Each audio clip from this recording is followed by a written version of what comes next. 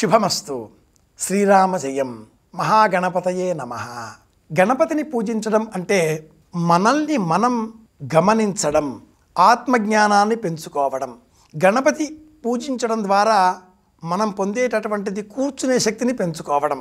ఈ గణపతిని పూజించడం 32 విధాలు కాగా 32వ విధానం సంకటహర గణపతిని పూజించే విధానం.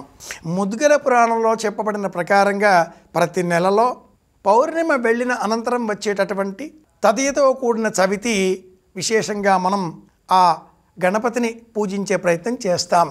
ఈ క్రమంలో గణపతిని పూజించడం అంటే ఏమిటి, ఎలా పూజించాలి, ఎందుకు పూజించాలి, పూజిస్తే కలిగే ప్రయోజనం ఏమిటి, అర్చన విధానం ఎలా ఉండాలి, ఇలాంటి ప్రశ్నలు వేసుకుంటే ఉదయమంతా కూడా ఉపవాస వ్రతాన్ని కొనసాగించి సాయంత్రం వేళ సూర్యాస్తమయం అయిన తర్వాత తిరిగి స్నానం చేసి పొడి వస్త్రమును ధరించి పూజాగృహంలో ఉత్తరం దిగ్భాగంలో ఎరుపు వస్త్రము పరిచి గోధుమలు లేక జొన్నలు రాశిగా పోసి ఆ పైన రాగి చెంబు కలశంగా ఉంచి అందులో నీరు పోసి ఆ పైన వెదురు బుట్ట ఒకటి ఉంచి అందులో తమలపాకులు ఉంచి ఆ తమలపాకుల పైన పసుపు ముద్దతో చేసిన గణపతి కానీ రాగి లోహంతో ఉన్న గణపతి అర్చామూర్తి ప్రతిమ కానీ ఉంచి యథాశక్తి ఎరుపు రంగు పుష్పముల చేత పూజించి గణపతి మహామంత్రాన్ని జపం చేసి నువ్వులు బెల్లము వీటిని దంచి కట్టిన 10 ఉండలను నివేదనగా సమర్పించి వాటిలో 5 అందరికీ ఆనందంగా పంచిపెట్టి మిగిలిన 5 మాత్రమే మనం ఆహారంగా స్వీకరించి ఉపవాస వ్రతాన్ని కొనసాగించాలి. ఇందులో 2వ మెట్టు, ఇలా వ్రతం చేసిన అనంతరం చంద్రోదయం అయ్యేంత వరకు కూడా నిద్రపోకుండా అలా వేచి ఉండి 9-10 రాత్రి సమయం, ఈ సమయకాలంలో చంద్రోదయం అవుతుంది. అలా చంద్రోదయం అయిన తర్వాత ఆ చంద్రుడిని చూచి 3 సార్లు అరచేతిలో కాసిన అక్షింతలు వేసుకొని నీరు పాలు కలిపిన మిశ్రమాన్ని ఇలా పోసి క్షీరోదార్ణవ సంభూతే అనే 3 శ్లోకాలు ఉంటాయి, వస్తే చెబుతాను. లేదా చంద్రార్ఘ్యం సమర్పయామి, చంద్రార్ఘ్యం సమర్పయామి, చంద్రార్ఘ్యం సమర్పయామి అని 3 సార్లు నీళ్లు విడిచిపెట్టినట్లయితే చంద్రుని అనుగ్రహంతో మనస్సుకు ప్రశాంతత చేకూరుతుంది. దేవతారాధన చేస్తే కలిగే ప్రయోజనం ప్రశాంతత, సౌమ్యము, సాత్విక భావన, రాజసము రజోగుణాత్మకమైన భావన, ఆగ్రహము తామసిక గుణాత్మకమైన భావన. సత్వ రజస్తమో గుణాలు అనే 3 మనమంతా పెంచుకోవలసిన మొదటి లక్షణం సత్వగుణం.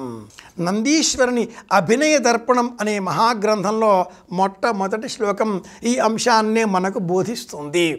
ఆంగికం భువనం యస్య అనే ఈ శ్లోకంలో ఆ పరమేశ్వర స్మరణ చేస్తూ సాత్వికం శివం అనే సంబోధనను మనం పరిశీలించినట్లయితే గణపతి శివ కుటుంబంలోని పరమదైవం.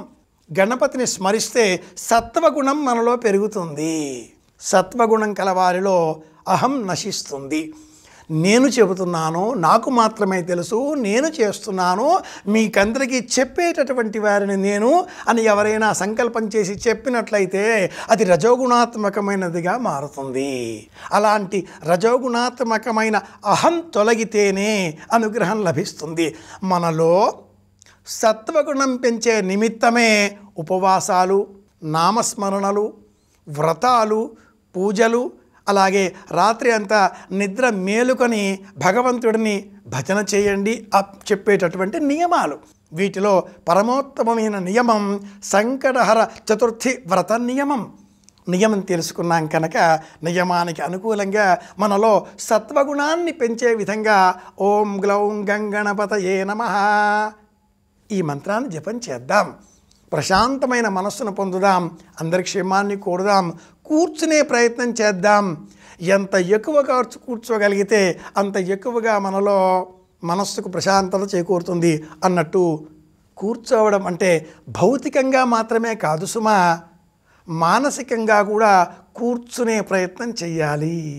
ఇది ముఖ్యం. మానసికంగా కూర్చునే మనోబలాన్ని పెంచుకుందాం, అందరి క్షేమాన్ని కోరుదాం. మళ్ళీ రేపు కలుసుకుందాం. శుభమస్తు. శ్రీరామ జయం. ఓం గ్లౌం గం గణపతయే నమః.